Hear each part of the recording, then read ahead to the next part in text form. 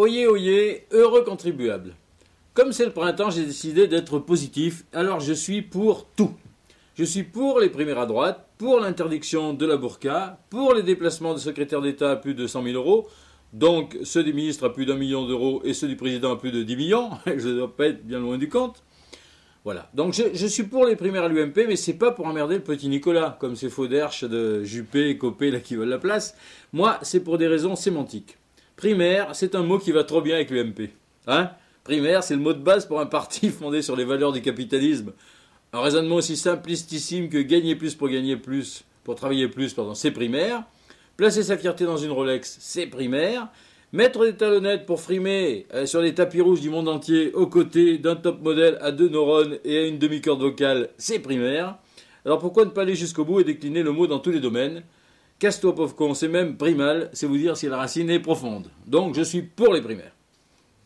Autre réaction primaire, on critique le déplacement d'Alain Joyandé à la Martinique pour 116 500 euros, ou celui d'Estrosi à 138 000 euros, là, qui avait dû revenir un jour de Washington en urgence, bien sûr, pour pas être en retard à un pot offert par Nicolas, ça ne peut pas se rater. Ah ben là, on a tort.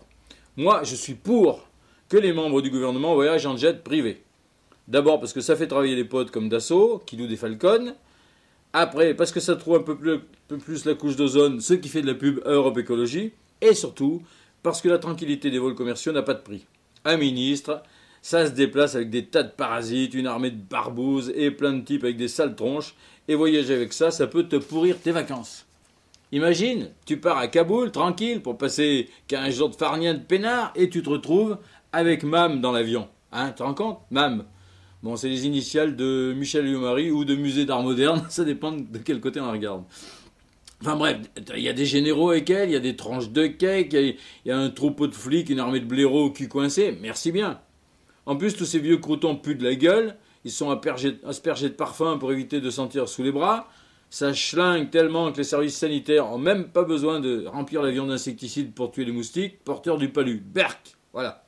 Amis du gouvernement, continuez à faire bande à part, qu'on puisse respirer dans nos charters low cost, merci.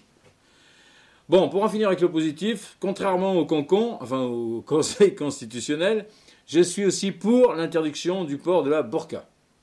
Sauf si elle devient mixte. Bon, je voudrais pas choquer mes amis intégristes abonnés à cette Schraznik qui est retransmise toutes les semaines sur Al Jazeera, mais il n'y a pas de raison pour qu'on ne cache pas aussi les hommes. Il y a aussi des barbus pas très esthétiques. Ils gagneraient à être planqués derrière un voile intégral qu'on pourrait appeler un burko, par exemple. Hein. Bon là, je lance l'idée. Le problème, si j'ai bien compris, c'est que la loi est compliquée. Les femmes pourront entrer en burqa à la boulangerie, par exemple. Bon, pour le moment, on ne sait pas si elles auront le droit d'avoir les Michelers à la boulangerie. Bon, c'est en discussion. Faudra-t-il enlever la burqa pour pénétrer dans les chiottes? On ne sait pas encore. Ça va dépendre s'ils sont à la turque. Dans la douche, on ne sait pas non plus. En tout cas, elle sera interdite dans les commissariats. Bah, c'est normal. Sinon, c'est pas facile de trouver les mains là-dessous pour passer les menottes. Bon, et à la mairie. Alors là, à la mairie, c'est logique. T'imagines une nana en burqa Chanel et son mec en burko Kenzo qui viennent se marier, tu imagines, avec les invités pareils, les plus pauvres en Emmaüs et en Tati, les gosses en mini bourguette petit bateau et le chien en burkanine. Non mais comment que tu veux que le maire s'y retrouve? Ou alors il faut laisser les étiquettes dépasser. Madame Jasmina Chanel, voulez-vous prendre pour époux monsieur Youssef Kenzo ici présent? Merde, c'est l'inverse, désolé. Quick. Bon, donc faut rester prudent. La burqa sera interdite à la bijouterie.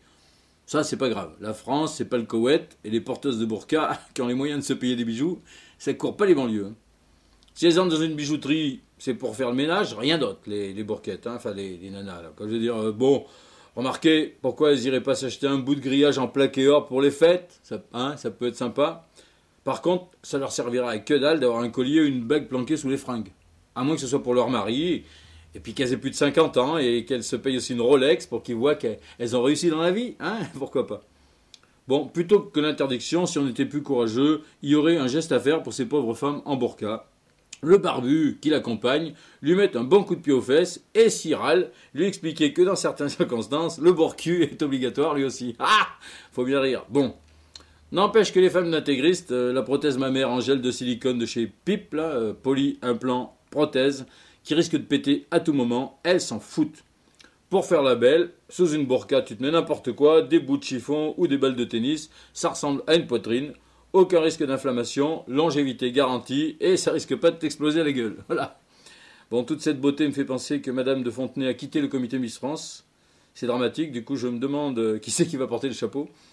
Mais si c'est pour se convertir à l'islam qu'elle s'est barrée, je change d'avis sur la burqa, il faut la rendre obligatoire. Toutes ces bêtises et bien d'autres sont sur shrazland.com. À la semaine prochaine.